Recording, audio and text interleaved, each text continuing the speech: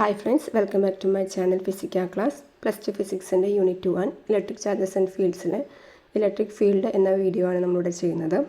ഇത് part 4 video ആണ്. Channel ഇതുവരെ സബ്സ്ക്രൈബ് ചെയ്തിട്ടില്ലെങ്കിൽ സബ്സ്ക്രൈബ് ചെയ്യാം. അപ്പോൾ നമുക്ക് വീഡിയോ ക്ലാസ്സിലേക്ക് തുടങ്ങാം. Electric field. ഇപ്പോൾ ഇലക്ട്രിക് ഫീൽഡ് എന്ന് പറയുന്നത് വളരെ സിമ്പിളായിട്ട് പറയുകയാണെന്നുണ്ടെങ്കിൽ നമ്മളിപ്പോൾ ഇതൊരു ചാർജ് ഇവിടെ കൊണ്ടുവന്ന് വെച്ചു, Q എന്ന് പറഞ്ഞിട്ടൊരു ചാർജ് ഇവിടെ കൊണ്ടുവന്ന് വെച്ച് കഴിഞ്ഞാൽ ഈ ചാർജിൻ്റെ എഫക്റ്റ് അനുഭവപ്പെടുന്ന റീജിയൻ ഉണ്ടായിരിക്കും. അതാണ് ഈ ഒരു ചാർജിൻ്റെ ഇലക്ട്രിക് ഫീൽഡ് എന്ന് പറയുന്നത്. ഇപ്പോൾ ഈ ചാർജിൻ്റെ എഫക്റ്റ് ഇതാ ഇവിടെ വരെയാണ് എന്നുണ്ടെങ്കിൽ ഇത്രയും പോകുന്ന ഒരു സ്പേസിനെയാണ് നമ്മൾ എന്തെന്ന് പറയുന്നത്, ഈ ചാർജിൻ്റെ ഇലക്ട്രിക് ഫീൽഡ് എന്ന് പറയുന്നത്. കുറച്ചും കൂടി ബെറ്ററായിട്ട് പറയുകയാണെന്നുണ്ടെങ്കിൽ നമ്മളിപ്പോൾ ഈ ഒരു ചാർജ് ഇവിടെ പ്ലസ് Q ചാർജാണെന്ന് വിചാരിച്ചോളൂ. ഇതാ ഇവിടെ ഒരു മൈനസ് Q ചാർജ്. ഈ മൈനസ് Q ചാർജ് എന്ന് പറയുന്നത് ഇവിടെ വെച്ച് കഴിഞ്ഞാൽ ഈ രണ്ട് ചാർജുകൾ തമ്മിൽ ഒരു അട്രാക്ഷൻ ഉണ്ടാകില്ല. കാരണം ഈ പ്ലസ് Q ചാർജിൻ്റെ എഫക്റ്റ് ഇതാ ഈ ഒരു ഏരിയ വരെയുള്ളൂ. അതിനപ്പുറത്തിരിക്കുന്ന ഈ ചാർജിനെ അത് അട്രാക്റ്റ് ചെയ്യില്ല. അതേ സമയം ഇതിങ്ങനെ നീക്കി കൊണ്ടുവന്ന് മൈനസ് Q എന്ന് പറഞ്ഞ ചാർജിനെ നമ്മൾ ഇവിടെ വെക്കുകയാണ് എന്നുണ്ടെങ്കിൽ ഈ പ്ലസ് Q ചാർജായിട്ട് ഒരു ഇലക്ട്രിക്കൽ ഇൻട്രാക്ഷൻ വരും. അപ്പോൾ ചാർജുകൾ തമ്മിൽ ഒരു ഇലക്ട്രിക്കൽ ഇൻട്രാക്ഷൻ സംഭവിക്കുന്ന സ്പേസിനും നമുക്ക് ഇലക്ട്രിക് ഫീൽഡ് എന്ന് പറയാം. ഓക്കെ, അപ്പോൾ രണ്ട് രീതിയിലാണ് നമ്മൾ പറയുന്നത്. നമ്മളിപ്പോൾ ഒരു ചാർജ് ഇവിടെ വെച്ചു, ആ ഒരു ചാർജിൻ്റെ എഫക്റ്റ്, അതായത് ഇപ്പോൾ പ്ലസ് ചാർജ് ആണെങ്കിൽ മൈനസ് ചാർജുകൾ അട്രാക്റ്റ് ചെയ്യും, പോസിറ്റീവ് ചാർജുകൾ റിപ്പൽ ചെയ്യും. അതെന്തോ ആയിക്കൊള്ളട്ടെ, ആ ഒരു ഇലക്ട്രിക് ഇൻട്രാക്ഷൻ സംഭവിക്കുന്ന ആ ഒരു സ്പേസ് അല്ലെങ്കിൽ ഈ ഒരു ചാർജിൻ്റെ എഫക്റ്റ് അനുഭവപ്പെടുന്ന ആ ഒരു റീജിയൻ, അതാണ് എന്ത്, അതിൻ്റെ ഇലക്ട്രിക് ഫീൽഡ് എന്ന് പറയുന്നത്. The electric field refers to the region surrounding a charge where its influence is felt. The space where charges or charged bodies electrically interact. അപ്പോൾ ഈ ഇലക്ട്രിക്കലി ഇൻട്രാക്ട് ചെയ്യുന്ന ചാർജസുകൾ തമ്മിൽ ഇലക്ട്രിക്കലി ഇൻട്രാക്ട് ചെയ്യുന്ന ആ ഒരു സ്പേസിനെയും നമുക്ക് എന്ത് പറയാം, ഇലക്ട്രിക് ഫീൽഡ് എന്ന് പറയാം. ഇപ്പോൾ നമ്മൾ മാഗ്നറ്റിക് ഫീൽഡ് എന്താണെന്ന് നിങ്ങൾ കേട്ടിട്ടുണ്ടോ? മാഗ്നറ്റിക് ഫീൽഡ് അതൊന്ന് പറയാം. ഇതിനോട് ചേർത്ത് ജസ്റ്റ് ഒന്ന് ഞാൻ സൂചിപ്പിക്കാം. നമ്മളിപ്പോൾ ഒരു മാഗ്നറ്റ് വെച്ചു, okay, north Paul south Paul. ഇതിനകത്തോട്ട് നമ്മളിതാ ഒരു എന്താണ് മാഗ്നറ്റ് അട്രാക്റ്റ് ചെയ്യുന്ന ഒരു അയൺ പീസിനെയോ അല്ലെങ്കിൽ ഒരു അയൺ നെയിലിനെയോ എങ്ങാനും കൊണ്ടുവരികയാണ്. ഓക്കെ, അപ്പോൾ ഈ മാഗ്നറ്റിനെ ഒരു മാഗ്നറ്റിക് ഫീൽഡ് ഉണ്ട്. ദാറ്റ് മീൻസ് ഈ മാഗ്നറ്റിൻ്റെ എഫക്റ്റ് അനുഭവപ്പെടുന്ന ഒരു സ്പേസ് ഉണ്ട് ഇതിന് ചുറ്റും, ഒരു മാഗ്നറ്റിന് ചുറ്റും. ആ മാഗ്നറ്റിൻ്റെ എഫക്റ്റ്, അതിൻ്റെ പവർ അനുഭവപ്പെടുന്ന ഒരു റീജിയൻ ഉണ്ട്. അതിനെയാണ് നമ്മൾ എന്തെന്ന് പറയുന്നത്, മാഗ്നറ്റിക് ഫീൽഡ് എന്ന് പറയുന്നത്. അപ്പോൾ നമ്മൾ ഈ പറയുന്ന അയൺ നെയിൽ ഇവിടെ ഈ മാഗ്നറ്റിക് ഫീൽഡിന് പുറത്താണ് ഇരിക്കുന്നതെങ്കിൽ അതിനെ ഒരിക്കൽ പോലും ഈ മാഗ്നറ്റ് അട്രാക്റ്റ് ചെയ്യില്ല.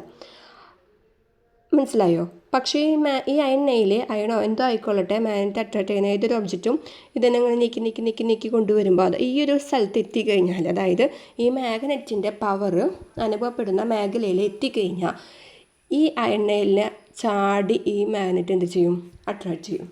ശരിയല്ലേ?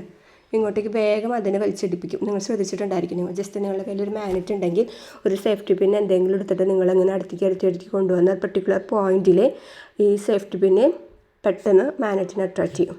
ഓക്കെ, അപ്പോൾ അതാണ് പറയുന്നത്.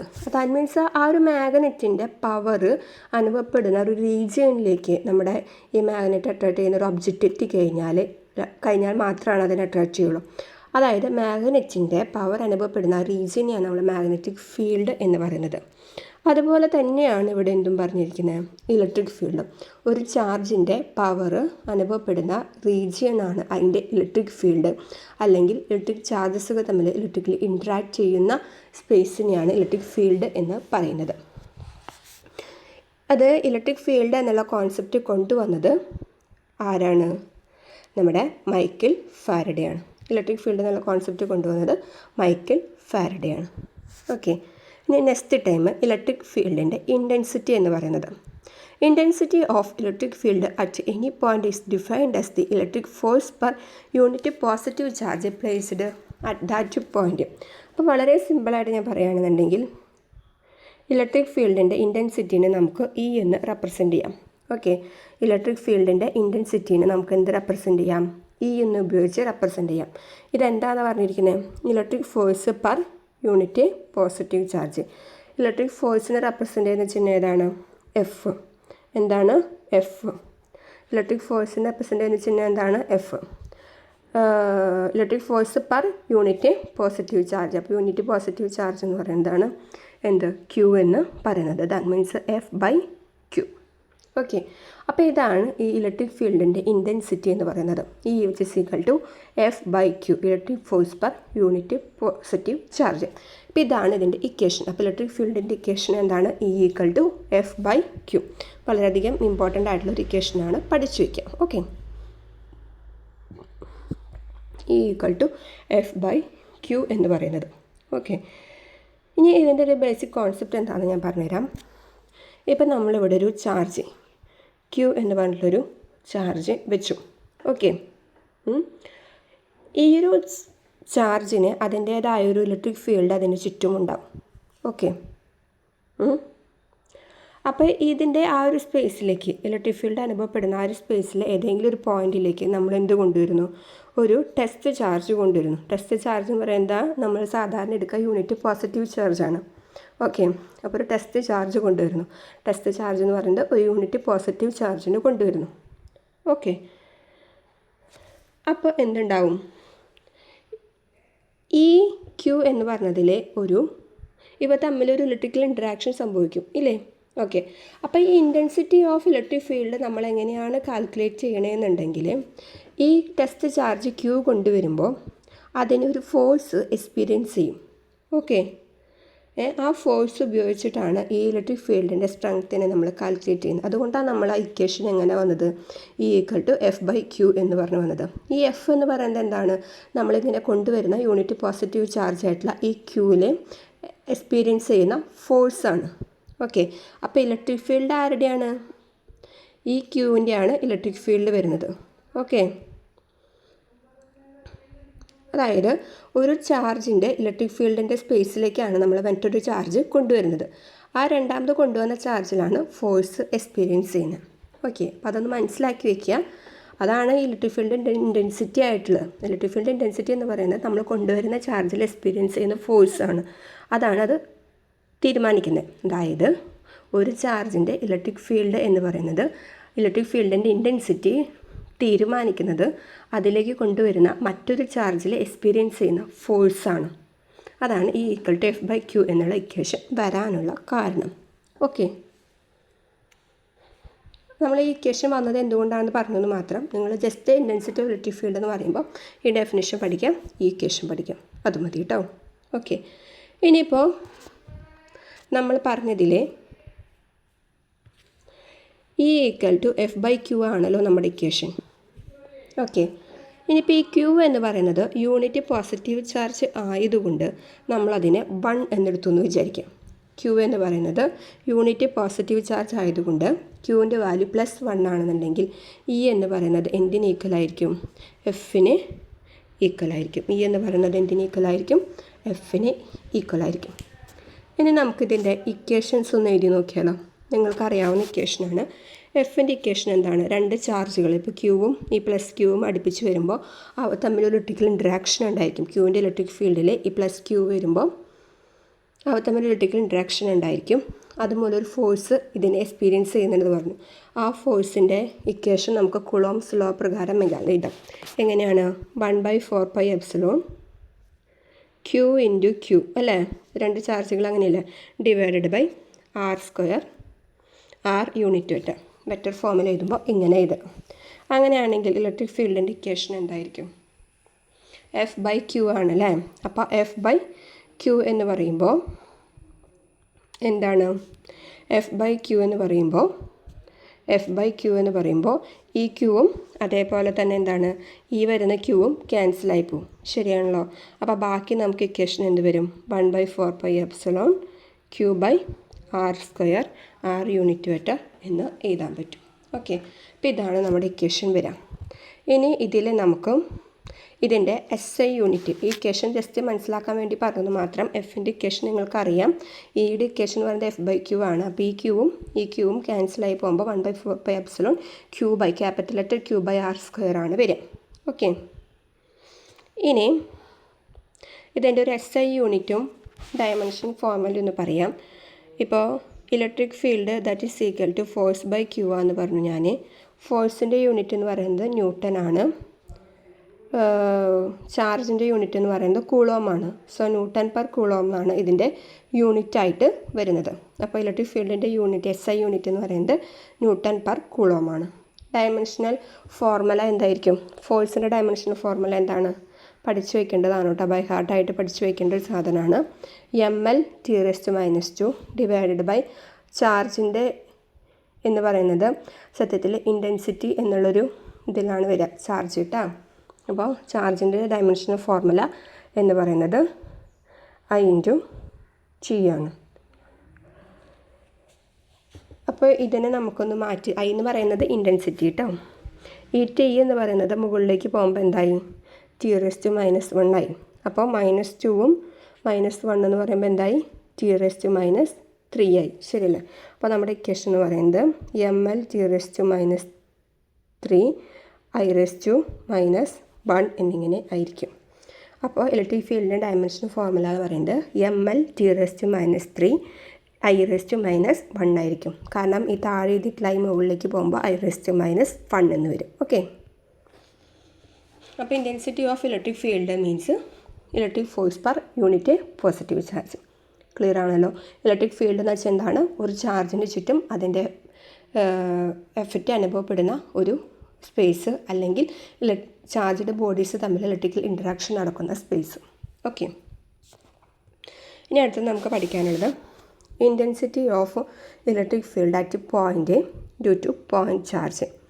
അപ്പോൾ ഒരു പോയിൻ്റ് ചാർജ് മൂലം ഒരു പോയിൻറ്റിലുള്ള ഇലക്ട്രിക് ഫീൽഡിൻ്റെ ഇൻറ്റൻസിറ്റി എന്താണെന്ന് കണ്ടുപിടിക്കേണ്ടത്. അപ്പോൾ നമ്മളിവിടെ എന്ത് ചെയ്തു? ഒരു പോയിൻ്റ് ചാർജ് Q എന്ന് പറയുന്നത് എടുത്തു. ഓക്കെ, നമ്മളിവിടെ ഇതെടുക്കുന്നത് എയറിലാണ് ഇത് നടക്കണേ എന്ന് കരുതിയിട്ടാണ് എടുക്കുന്നത്. എയറിലാണ് നമ്മളിത് സങ്കല്പിക്കുന്നത് കേട്ടോ. ഓക്കെ, അപ്പോൾ Q എന്നുള്ള ചാർജ് എടുത്തു. Qൻ്റെ ഇലക്ട്രിക് ഫീൽഡിൽ നമ്മൾ എന്ത് ചെയ്തു? R എന്ന് പറഞ്ഞ ഡിസ്റ്റൻസിൽ P എന്ന് പറഞ്ഞൊരു പോയിൻറ്റിൽ സ്മോൾ ലെറ്റർ Q എന്ന് പറഞ്ഞൊരു ചാർജ് കൊണ്ടുവന്നു വെച്ചു. ഓക്കെ, ഇപ്പോൾ ഇവിടെ എന്തുണ്ട്? നമുക്ക് Q എന്ന് പറഞ്ഞിട്ടുള്ളൊരു ചാർജ് അതിൻ്റെ ഇലക്ട്രിക് ഫീൽഡിലേക്ക് സ്മോൾ ലെറ്റർ Q എന്ന് പറഞ്ഞിട്ടുള്ളൊരു ചാർജ് നമ്മൾ കൊണ്ടുവന്ന് വയ്ക്കുന്നു അറ്റ് P എന്ന് പറഞ്ഞ പോയിൻറ്റിൽ. ഇവ തമ്മിലുള്ള ഡിസ്റ്റൻസ് എന്ന് പറയുന്നത് സ്മോൾ ലെറ്റർ R.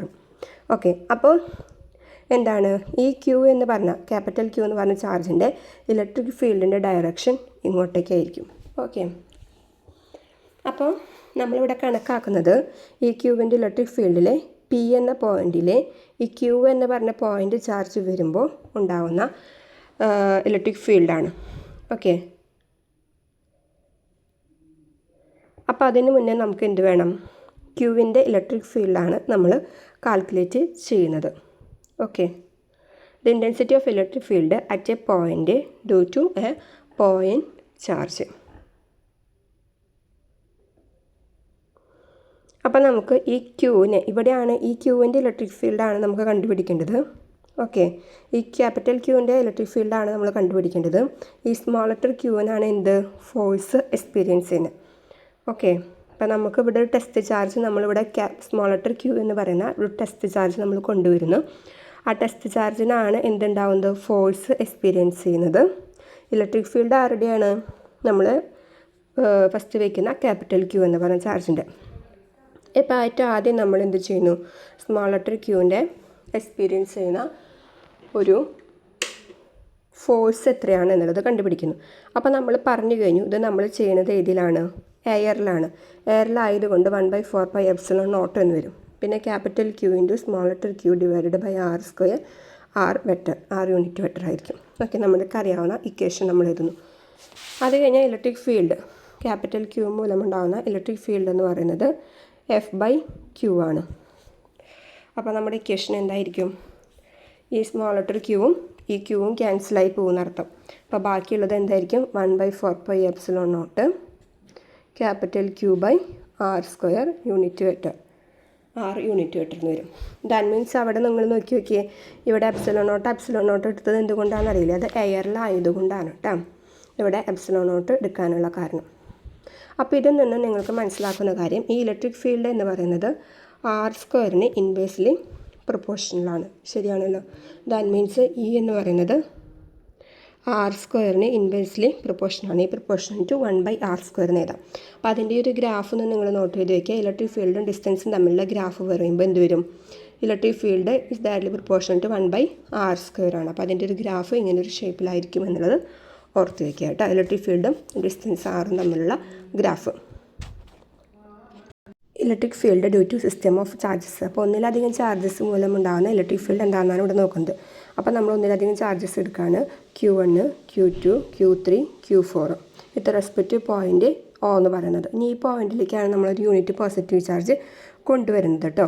അപ്പോൾ ഈ Q1 മൂലം ഒരു ഇലക്ട്രിക് ഫീൽഡ് ഉണ്ടായിരിക്കും, Q2 മൂലം ഇലക്ട്രിക് ഫീൽഡ് ഉണ്ടായിരിക്കും, Q3 മൂലം ഇലക്ട്രിക് ഫീൽഡ് ഉണ്ടായിരിക്കും, Q4 മൂലം ഇലക്ട്രിക് ഫീൽഡ് ഉണ്ടായിരിക്കും. ഓക്കെ, അതാണ് ഒന്നിലധികം ചാർജസ് എടുത്തിരിക്കുന്നത്. അതുകൊണ്ടാണ് നമ്മൾ സിസ്റ്റം ഓഫ് ചാർജസ് എന്ന് പറയുന്നത്. ഈ സിസ്റ്റം ഓഫ് ചാർജസ് മൂലം ഉണ്ടാകുന്ന ടോട്ടൽ ഇലക്ട്രിക് ഫീൽഡ് എന്താണ് എന്നുള്ളതാണ് നമ്മൾ കണ്ടുപിടിക്കുന്നത്. നമ്മൾ കഴിഞ്ഞ പ്രാവശ്യം ഒരു കുളോംസ് ലോയിൽ സൂപ്പർ പൊസിഷൻ പ്രിൻസിപ്പിൾ പറഞ്ഞിട്ടുണ്ടായിരുന്നു, ഫോഴ്സിൻ്റെ സം എടുത്തത്. അതേപോലെ തന്നെയാണ് നമ്മളിവിടെ ഇലക്ട്രിക് ഫീൽഡിൻ്റെ സമ്മും എടുക്കുന്നത്, പ്രിൻസിപ്പിൾ ഓഫ് സൂപ്പർ പൊസിഷൻ പ്രകാരം തന്നെ.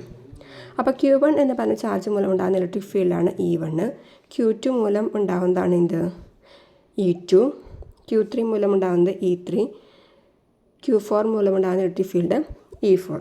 അപ്പം നമുക്ക് ഇതിൻ്റെ ഫുള്ള് ആയിട്ടുള്ള ഇലക്ട്രിക് ഫീൽഡ് കണ്ടുപിടിക്കണമെന്നുണ്ടെങ്കിൽ നമ്മൾ എന്ത് ചെയ്യണം?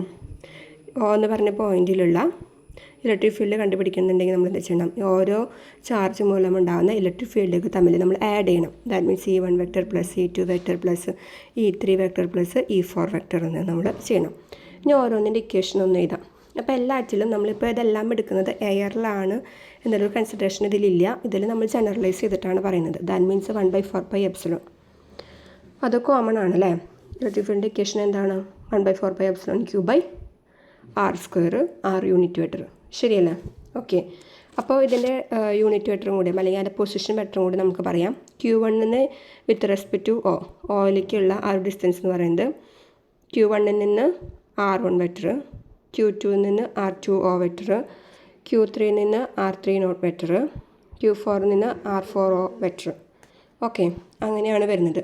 അപ്പോൾ ഇതിൻ്റെ യൂണിറ്റ് വെക്ടർ എന്ന് പറയുന്നത് r10 vector unit vector, r20 unit vector, r30 unit vector, r4O എന്ന് എന്ത് വേണമെങ്കിൽ നമുക്ക് പറയാം, കുഴപ്പമില്ല കേട്ടോ, യൂണിറ്റ് വെക്ടർ. ഇതായിരിക്കും അതിൻ്റെ യൂണിറ്റ് വെക്ടറുകൾ പറയുക. അതിൻ്റെ ഡിസ്റ്റൻസ് എങ്ങനെ പറയണം?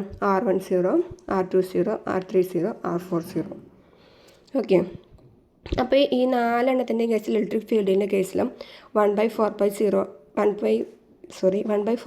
എന്ന് പറയുന്നത് കോമൺ ആയതുകൊണ്ട് നമ്മൾ അതിനെ പുറത്തേക്ക് എടുത്തു. ബാക്കിയുള്ളത് നമുക്ക് എഴുതുമ്പോൾ എന്ത് വരും?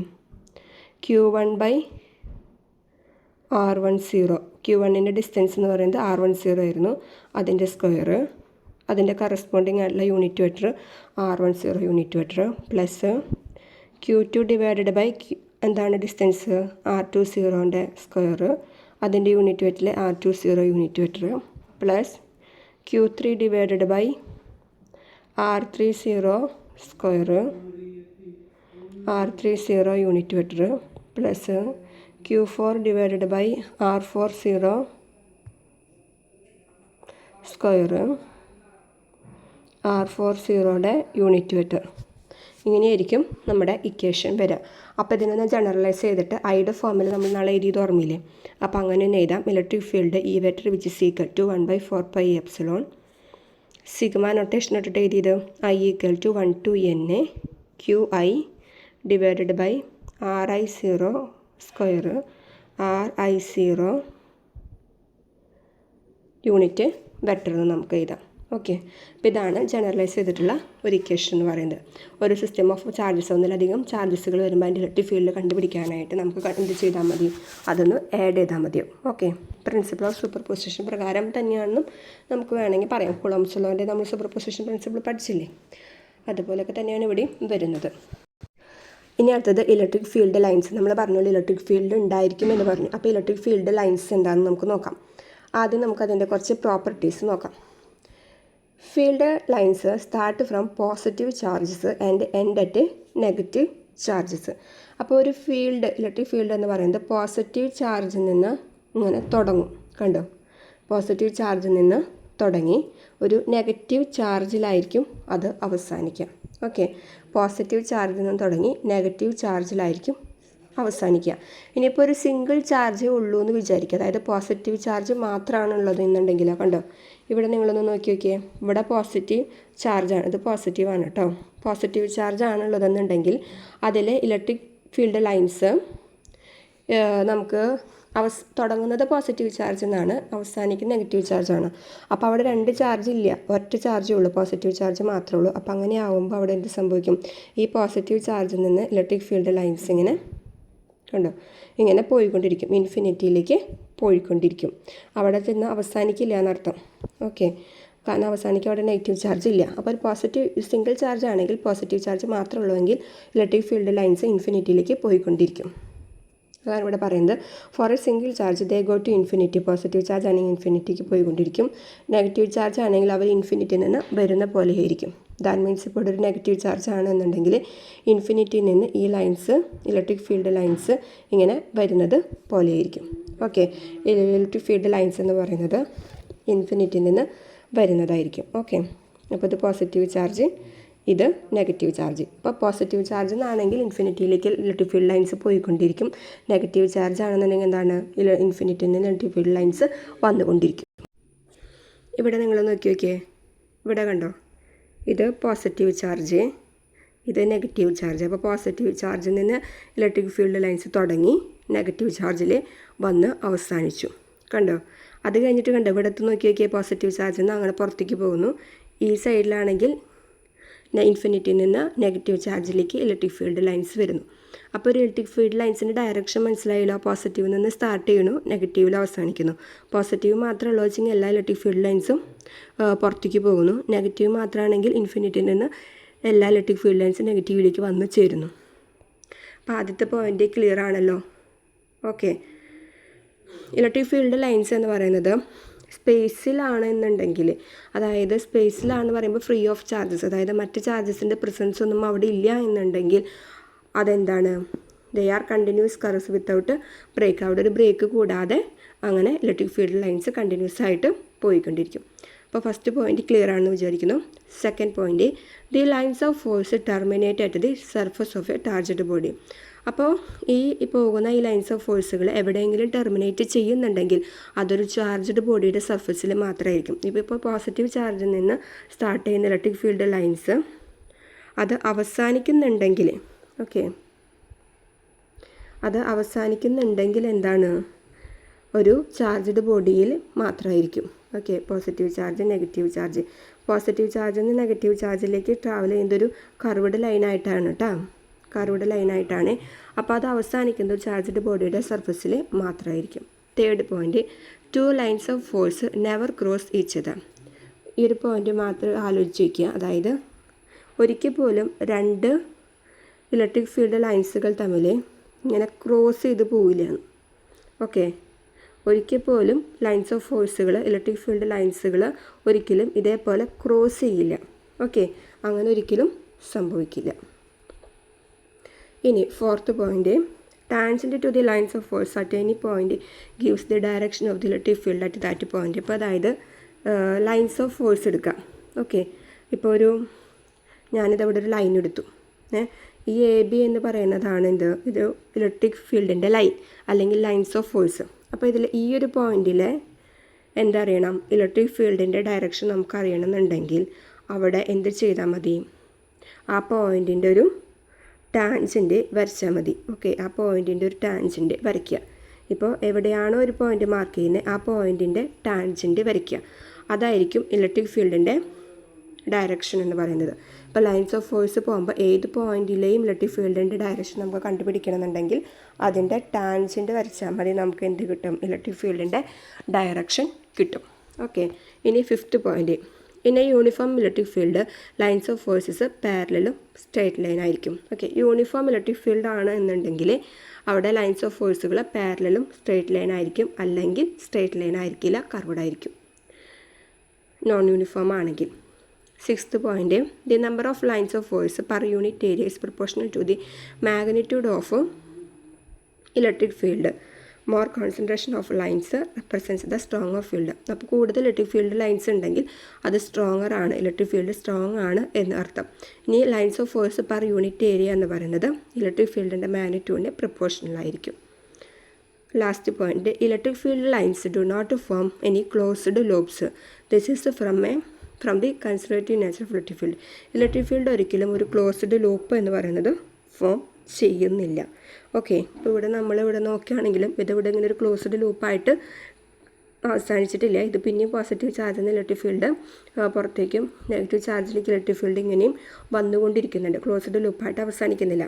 ഇനി ഇവിടുത്തെ 2-3 ചിത്രങ്ങൾ, ഇവിടെ 2 എന്താണ്, പോസിറ്റീവ് ചാർജാണ്. അപ്പോൾ പോസിറ്റീവ് ചാർജിൽ നിന്ന് ഇങ്ങനെ പോയിക്കൊണ്ടിരിക്കുകയാണ് രണ്ടിൽ നിന്നും. ഓക്കെ, അപ്പോൾ അങ്ങനെയൊക്കെയാണ് വരുന്നത്. ഇവിടെ നോക്കിയൊക്കെ ഇങ്ങനെ റിങ്, അത് ഫുള്ളും പോസിറ്റീവ് ചാർജാണ്. അപ്പോൾ പോസിറ്റീവ് ചാർജിൽ നിന്ന് ഇലക്ട്രിക് ഫീൽഡ് ലൈൻസ് പുറത്തേക്ക് പോയിക്കൊണ്ടിരിക്കുന്നു. അപ്പോൾ അതാണ് electric field lines. Electric field lines എന്താണെന്ന് അറിയുന്നുണ്ടെങ്കിൽ അതിൻ്റെ പ്രോപ്പർട്ടീസ് നമ്മളാദ്യം പഠിച്ചു വയ്ക്കുക. അപ്പോൾ 7 പ്രോപ്പർട്ടീസ് നമ്മളിവിടെ പറഞ്ഞിട്ടുണ്ട്. ഈ 7 ഇമ്പോർട്ടൻ്റ് ആണ്, കാരണം പ്രത്യേകിച്ച് 1 വേർഡ് ക്വസ്റ്റ്യൻസിലും MCQ ക്വസ്റ്റ്യൻസിലൊക്കെ ചോദിക്കാൻ സാധ്യതയുണ്ട്. അപ്പോൾ ഒരു പോയിന്റ് പോലും മിസ്സാവരുത് കേട്ടോ.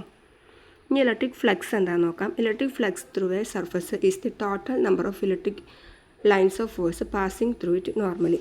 അതായത് ഇപ്പോൾ നമുക്കൊരു ഏരിയ തരാണെങ്കിൽ, ഒരു സർഫസ് തരാണെന്നുണ്ടെങ്കിൽ ഇതിൽ ഇലക്ട്രിക് ഫീൽഡ് ലൈൻസ് ഒരുപാട് പോകുന്നുണ്ടായിരിക്കും. പക്ഷേ ഇവിടെ നമ്മൾ നോർമലായിട്ട് പോകുന്ന, ഈ നോർമൽ എന്ന് പറയുന്നത് എന്താ, പെർപെൻഡിക്കുലറായിട്ട്, ദാറ്റ് മീൻസ് ഈ 90 ഡിഗ്രിയിൽ, ആ സർഫസിനെ 90 ഡിഗ്രിയിൽ പെർപെൻഡിക്കുലറായിട്ട് പാസ് ചെയ്ത് പോകുന്ന ഇലക്ട്രിക് ഫീൽഡിൻ്റെ ലൈൻസ് മാത്രം നമ്മൾ നോക്കുന്നത്. ഓക്കെ, അപ്പോൾ നോർമലായിട്ട് എത്ര, നോർമലി അല്ലെങ്കിൽ പെർപെൻഡിക്കുലറായിട്ട്, ആ സർഫസിന് പെർപെൻഡിക്കുലറായിട്ട് എത്ര ഇലക്ട്രിക് ഫീൽഡ് ലൈൻസ് പാസ് ചെയ്ത് പോയിട്ടുണ്ടോ, ലൈൻസ് ഓഫ് ഫോഴ്സ് പാസ് ചെയ്ത് പോയി, അതിൻ്റെ നമ്പറാണ് ഒരു സർഫസിൽ കൂടിയുള്ള ഇലക്ട്രിക് ഫ്ലക്സ് എന്ന് പറയുന്നത്. നോർമലി അല്ലെങ്കിൽ പെർപെൻഡിക്കുലറായിട്ട് പാസ് ചെയ്ത് പോയിട്ടുള്ള ലൈൻസ് ഓഫ് ഫോഴ്സസുകളുടെ എണ്ണമാണ് എന്ത്, ഇലക്ട്രിക് ഫ്ലക്സ് എന്ന് പറയുന്നത്. ഇപ്പോൾ നമുക്കിതവിടെ ചെറിയൊരു സർഫസ് എടുത്തിട്ടുണ്ട്. ഈ സർഫസാണ് DX എന്ന് പറയുന്നത്. ഈ ചെറിയൊരു സർഫസാണ് DX. ഓക്കെ, ഇതിൻ്റെ ഇലക്ട്രിക് ഫീൽഡ് ആ സർഫസിൻ്റെ വെക്ടർ DX വെക്ടറാണെന്ന് വിചാരിക്കുക. അങ്ങനെയാണെങ്കിൽ ഇലക്ട്രിക് ഫ്ലക്സിനെ നമ്മൾ ഡിനോട്ട് ചെയ്യുന്ന ചിഹ്നം എന്ന് പറയുന്നത്, ഇലക്ട്രിക് ഫ്ലക്സിനെ നമ്മൾ ഡിനോട്ട് ചെയ്യുന്ന ചിഹ്നം എന്ന് പറയുന്നത് എന്താണ്, ഫൈ ആണ്. ഓക്കെ, ഇലക്ട്രിക് ഫ്ലക്സിനെ നമ്മൾ ഡിനോട്ട് ചെയ്യുന്ന ചിഹ്നം ഫൈ ആണ്. അപ്പോൾ ഈ ഫൈ ഇക്വേഷൻ എന്ന് പറയുന്നത് എന്തായിരിക്കും, ഈ വെക്ടർ ഡോട്ട് DX വെക്ടർ എന്നായിരിക്കും. ഓക്കെ, ഈ വെക്ടർ ഡോട്ട് DX വെക്ടർ എന്നായിരിക്കും. ഓക്കെ, അപ്പോൾ ഈ ഡോട്ട് DX എന്ന് പറയുന്നത് ഇതിൻ്റെ ഇടയിലുള്ള ആംഗിൾ തീറ്റ ആയതിനാൽ ഈ dot DX that is equal to DS cos theta എന്നാണ് അതിൻ്റെ ആൻസർ വരുന്നത്. ഓക്കെ, ഫൈ ഈക്വൽ ടു, ഇപ്പോൾ ഇവിടെ DX എന്ന് പറഞ്ഞ സ്മോൾ ഏരിയയിലായതുകൊണ്ട് നമുക്ക് D5 എന്നതിനെ ഇലക്ട്രിക് ഫ്ലക്സിനെ ഡിനോട്ട് ചെയ്യാം. എന്താണ്, DX എന്ന് പറഞ്ഞ ചെറിയൊരു ഏരിയയിലായ സർഫസിലായതുകൊണ്ട് നമുക്കതിനെ ഇലക്ട്രിക് ഫ്ലക്സിനെ D5 എന്ന് ഡിനോട്ട് ചെയ്യാം. അപ്പോൾ D5 which is equal to dot DX എന്ന് എഴുതാൻ പറ്റും. That is DX cos theta എന്ന് വരും. Okay, DS cos theta clear ആയാലും. അപ്പോൾ ഇലക്ട്രിക് ഫ്ലക്സ് ഫൈ എന്നാണ് ഡിനോട്ട് ചെയ്യുന്നത്. ഇത് ചെറിയൊരു സർഫസ് DS-ആയതുകൊണ്ട് നമ്മൾ D5 is equal to dot DX എഴുതുന്നു. That is equal to DS cos തീറ്റയാണ്. വേർ തീറ്റ എന്ന് പറയുന്നത് ഏതൊക്കെ തമ്മിലുള്ള ആംഗിളാണ്, യും DXും തമ്മിലുള്ള ആംഗിളാണ്. ഇനി ഇവിടെ നിങ്ങൾ നോക്കി നോക്ക്, 2 സർഫസ് തന്നിട്ടുണ്ട്. ആദ്യത്തെ ചിത്രം നിങ്ങൾ നോക്കി നോക്കിയേ, S എന്ന് പറഞ്ഞൊരു സർഫസ്, അതിലെല്ലാം പെർപെൻഡിക്കുലറായിട്ട് എന്താണ്, ലൈൻസ് ഓഫ് ഫോഴ്സുകൾ കടന്നു പോയിക്കൊണ്ടിരിക്കുന്നു. അതിൻ്റെ ഇലക്ട്രിക് ഫ്ലക്സ് എന്ന് പറയുന്നത് എന്തായിരിക്കും, ഇതിലെ ഈ S എന്ന് പറഞ്ഞ വെക്ടറും ഇലക്ട്രിക് ഫീൽഡും തമ്മിലുള്ള വെക്ടർ നമ്മളെന്താണ്, ഇതാണ് S, അതിൻ്റെ ഡയറക്ഷൻ ഇങ്ങനെ തന്നെയാണ്. ഈ പോകുന്ന ഇലക്ട്രിക് ഫീൽഡിൻ്റെ ഡയറക്ഷനും ഇങ്ങനെ തന്നെയാണ്. അപ്പോൾ അവ തമ്മിലുള്ള ആംഗിൾ എന്ന് പറയുന്നത് എത്രയാണ്, തീറ്റ എന്ന് പറയുന്നത് എത്രയാണ്, 0 ഡിഗ്രിയാണ്. അപ്പോൾ ഇവിടെ നോക്കി നോക്കിയാൽ ആദ്യത്തെ ചിത്രത്തിൽ electric flux 5 which is equal to dot X cos theta എന്ന് പറയുന്നത് 0 ആണ്. കോസ് 0 എന്ന് പറയുന്നത് എത്രയാണ്, 1 ആണ്. സോ നമുക്ക് എന്തെന്ന് എഴുതാം, ES എന്നുള്ളത് എഴുതാം. സെക്കൻഡിലാണെങ്കിൽ കണ്ടോ, ഈസ് പാരലൽ ടു S ആണ്. ഇവിടെ പാരലായിട്ടാണ്, അതായത് ഈ വെക്ടറും S വെക്ടറും എന്താണ്, പാരലായിട്ടാണ് വന്നത്. പക്ഷേ ഈ സർഫസിന് ചെറിയൊരു ചെരിവ് വരുമ്പോൾ അവിടെ എന്ത് വന്നു, തീറ്റ എന്ന് പറഞ്ഞൊരു ആംഗിൾ വന്നു. അതായത് ഇ എന്ന് പറഞ്ഞ വെക്ടറും എസ് എന്ന് പറഞ്ഞ വെക്ടറും തമ്മിൽ ഒരു തീറ്റ എന്ന് പറഞ്ഞൊരു ആംഗിൾ അവിടെ ഫോം ചെയ്തു. അങ്ങനെ ആകുമ്പോൾ electric flux phi which is equal to E dot X that is equal to E S cos theta എന്ന് എഴുതേണ്ടതായിട്ട് വരും. ഓക്കെ, അപ്പോൾ ഇലക്ട്രിക് ഫ്ലക്സ് ക്ലിയർ ആയല്ലോ. അപ്പോൾ ഇന്നത്തെ ക്ലാസ് നമ്മളിവിടെ വൈൻഡപ്പ് ചെയ്യാണ്. അടുത്ത ക്ലാസ്സിൽ നമുക്ക് ഇലക്ട്രിക് ഡൈപോൾ എന്താണ് എന്ന് പറയാം. പിന്നെ ഇലക്ട്രിക് ഡൈപോൾ മൊമെൻറ്റും electric field intensity on axial line അതുപോലത്തെ കുറച്ച് ഡെറിവേഷനും കാര്യങ്ങളൊക്കെ ആയിട്ട് പറയാം. അപ്പോൾ ചാനൽ ഇതുവരെ സബ്സ്ക്രൈബ് ചെയ്തിട്ടില്ലെങ്കിൽ സബ്സ്ക്രൈബ് ചെയ്യുക. കൂട്ടുകാർക്കൊക്കെ ഒന്ന് ഷെയർ ചെയ്ത് കൊടുക്കുക കേട്ടോ. Thank you.